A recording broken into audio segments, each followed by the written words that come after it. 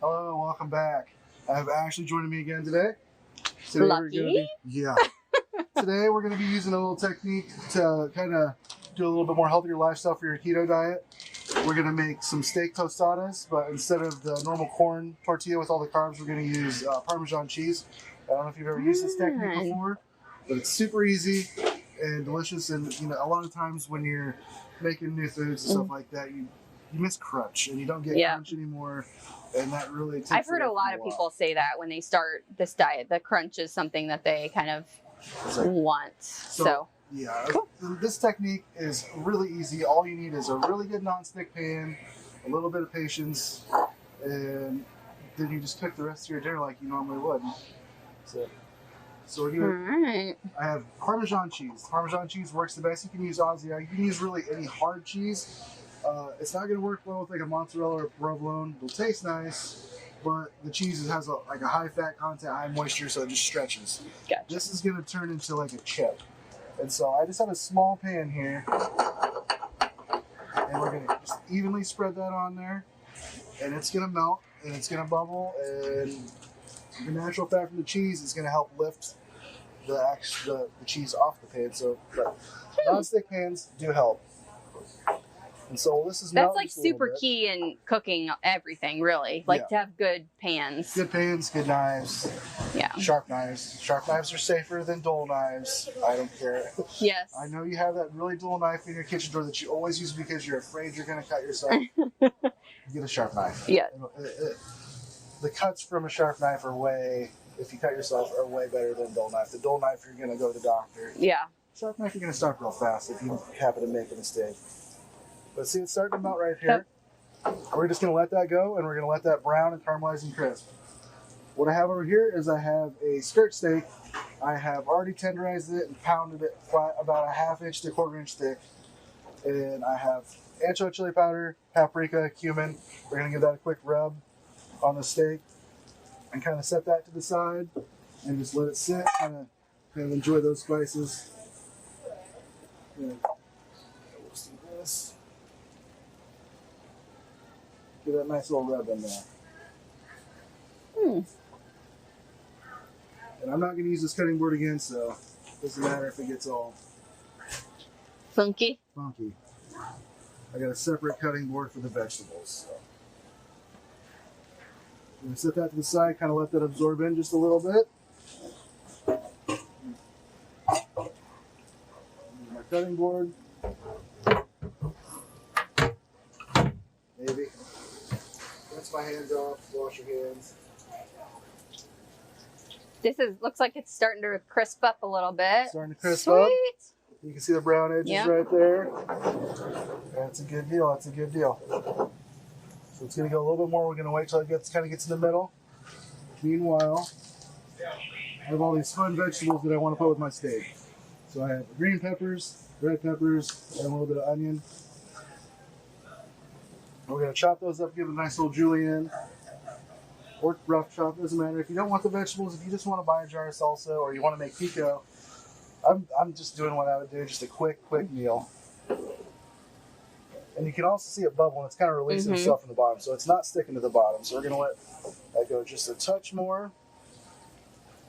While I cut these onions up, we're just going to put this all in the bowl, and we're going to saute them up.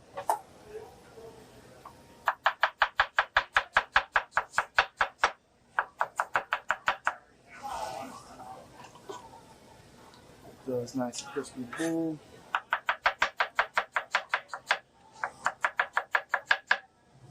Can't do that with a dull knife, guys. Can't do that with a dull knife.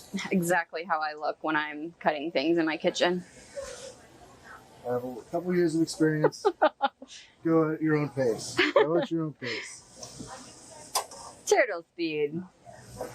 Starting to get a little bit more brown. You can kind of see it coming through. That's what we want.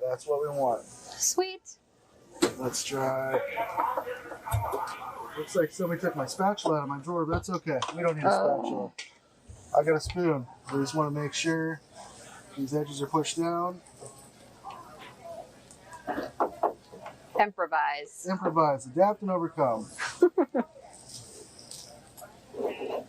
All right, we're going to take it and we're going to move this off.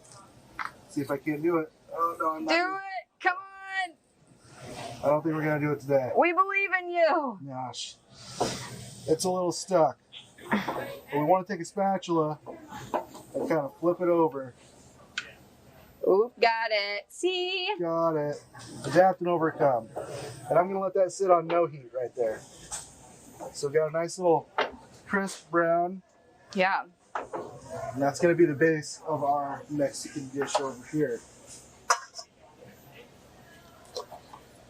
You're gonna cut.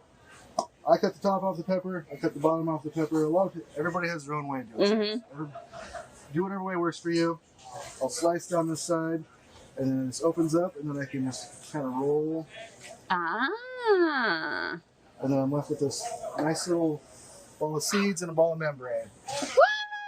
That way, you minimize all the seeds. I don't like the seeds. Yep. And just cut these into manageable slices. And you're left with a nice little square.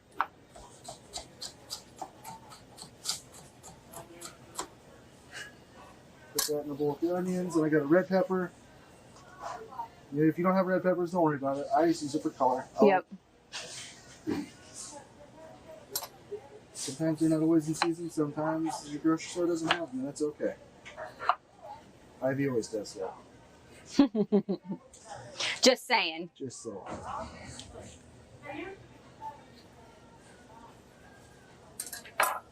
I love the smell of peppers. Oh, they're so good. They're so good.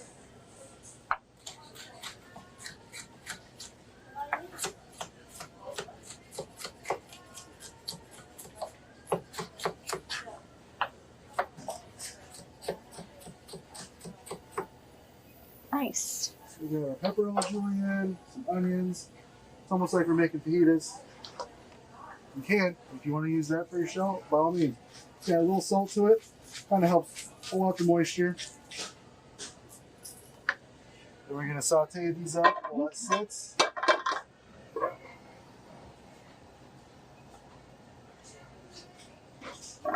Turn the heat up. Nice little warm pan. So you can make all these in advance. You want to make more than one, but you know you want to make like a little crunch wrap or something. You see at a fast food restaurant or a little Mexican pizza where it's bottom and layer. top. Yep.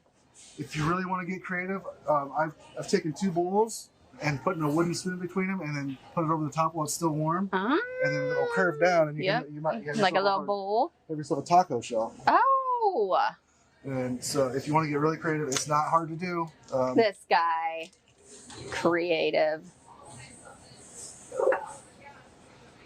Using a little olive oil today.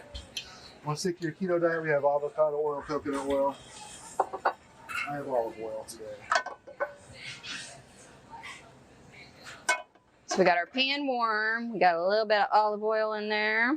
And I'm going to saute these vegetables, soften them up, and then I'm going to put the steak in there with the peppers and onions and all that nice juices and goodness that are going to be in there. It's going to help flavor the steak a little bit too. Nice.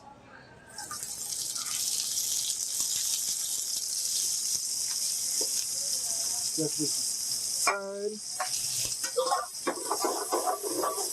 Really fancy. Oh, fancy. A little toss, a little poke. I taught you how to do that before. I know. Perfect. Just perfect. We're just going to let those saute for just a few minutes. Just so they get a nice little translucent kind of cook. You don't want hard vegetables. Yeah. That's fine. Ooh, fire. So while that's going, I'm going to get my crisps on here. I mean, there you go. Perfect. Get that going over there. So our steak is kind of sitting down there. I'm going to use the same pan. If you want a more manageable steak, I used half of the steak that I bought. And so if you have a whole skirt steak that you count and fly, it's going to be pretty big. You can slap it on a whole grill. A couple minutes aside would be fantastic. I don't have a grill, so I'm using the pan. Nothing wrong with that. Just use what you got.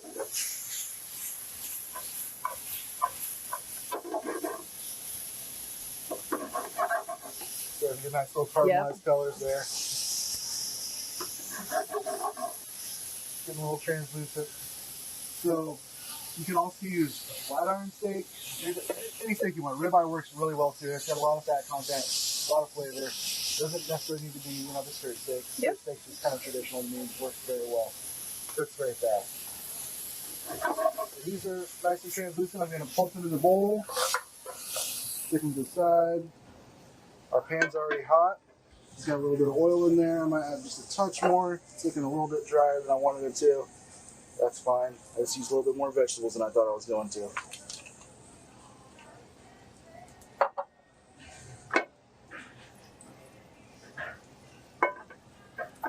That pan hot again. You can already see it's pretty toasty. Yep.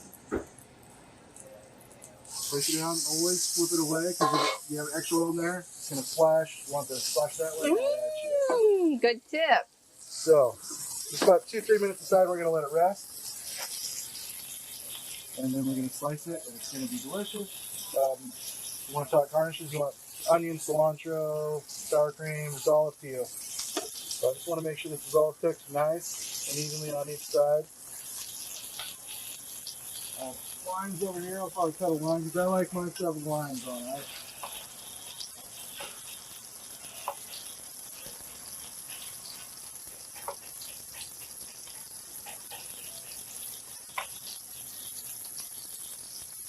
I have tongs. You don't have tongs? Invest in tongs. There's nice metal ones. You don't want any ones with plastic. If you don't want it to melt in the pan, so I can do this in the pan afterwards. Yep. So that nice color on that side. We're gonna flip it over. So you want that nice caramelized look on it. Looks yummy. Now you pick your steak however you want to pick your steak. If you start to see like the red, the blood start to rise, you're at about a medium. And if you let it rest, it's going to go medium well to well. So I'm going to cook it just a few more minutes. It'll be medium. It'll go medium well. I still like a little pink on my steak. So this is lower my heat a little bit. But it's really, really quick. I mean, if you pound your steak even more thin, you're going to go a minute and a half, 2 minutes aside, and you're going to be surprised how fast this stuff cooks. Yep.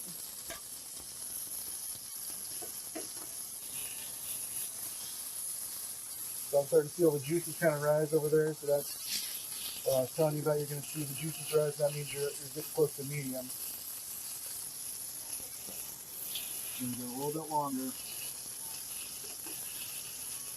Some of it, you'll have marbleization. The more marbled your steak is, the more it's going to taste, the faster it's going to cook. It'll cook blazingly fast. So. All right, we're going to set this to the side. Seed. Let it sit in that hot pan just for a little bit. No direct heat.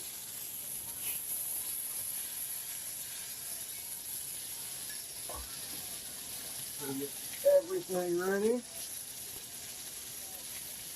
And while it's sitting over there, I like to squeeze a little lime on it. I do this off the flame because if you're on the flame, you squirt the juice on there, it's going to flare up. And sometimes that scares people. I'm used to it. If you do that at your house, so you're going to singe your eyebrows off. Do not singe my eyebrows off. Look weird for a couple weeks. You have to explain, the funny story to your friends. Chef Scott singed my eyebrows right off. Look what he made me do. Alright, let's get these over here.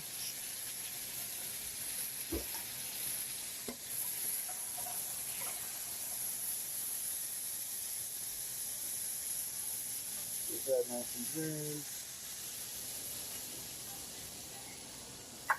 I got this lovely steak here.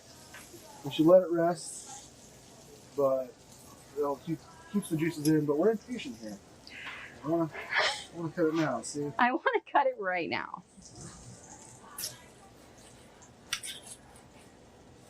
Oh, it looks really good.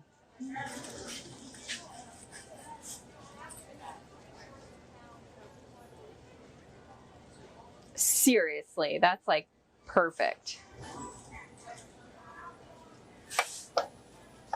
Yummo. Take a little bit of our old topping here, the sauteed vegetables.